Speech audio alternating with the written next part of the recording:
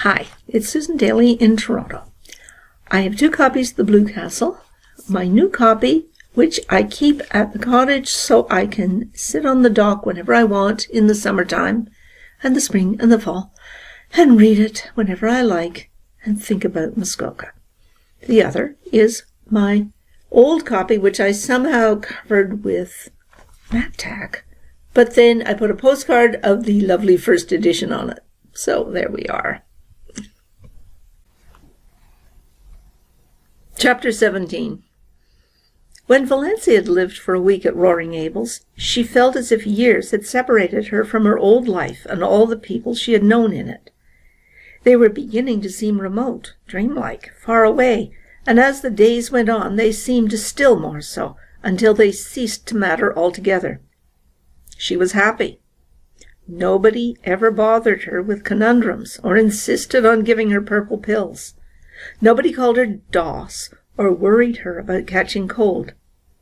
There were no quilts to piece, no abominable rubber plant to water, no ice-cold maternal tantrums to endure.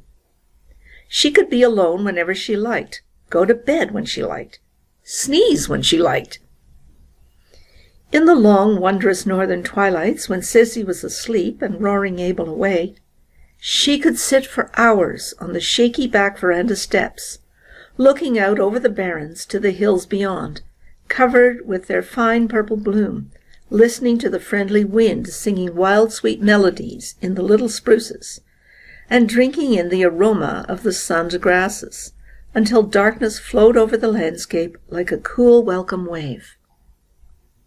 Sometimes of an afternoon, when Sissy was strong enough, the 2 girls went into the barrens and looked at the woodflowers, but they did not pick any.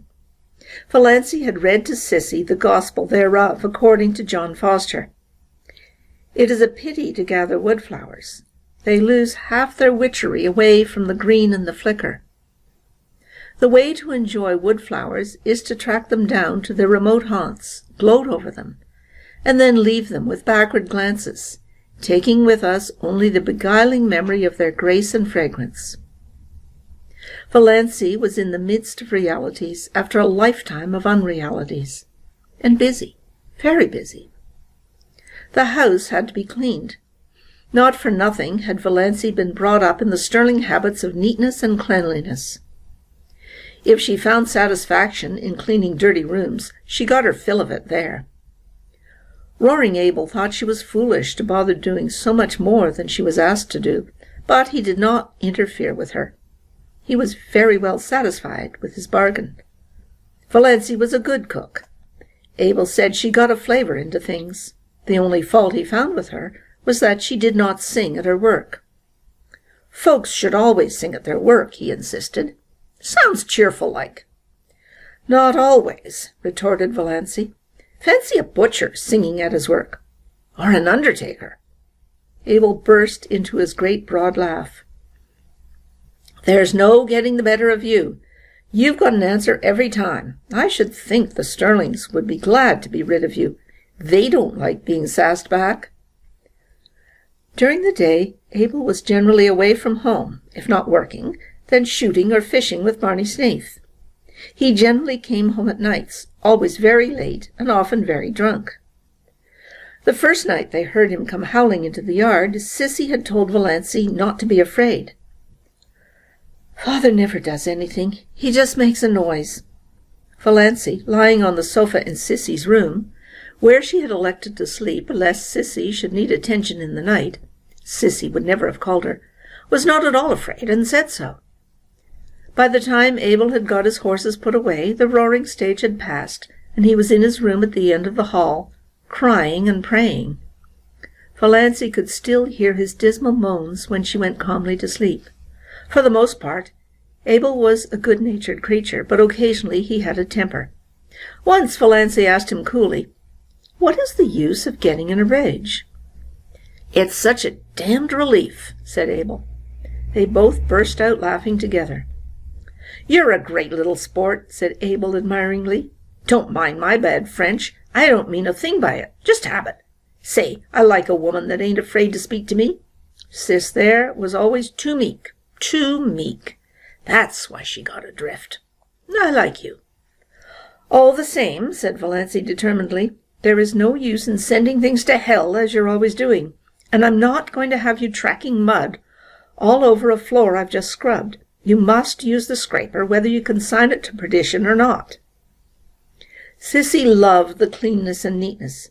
She had kept it so, too, until her strength failed. She was very pitifully happy because she had Valancy with her. It had been so terrible, the long, lonely days and nights with no companionship, save those dreadful old women who came to work. Sissy had hated and feared them.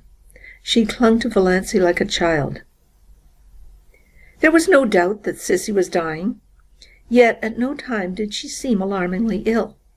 She did not even cough a great deal. Most days she was able to get up and dress, sometimes even to work about in the garden or the barrens for an hour or two.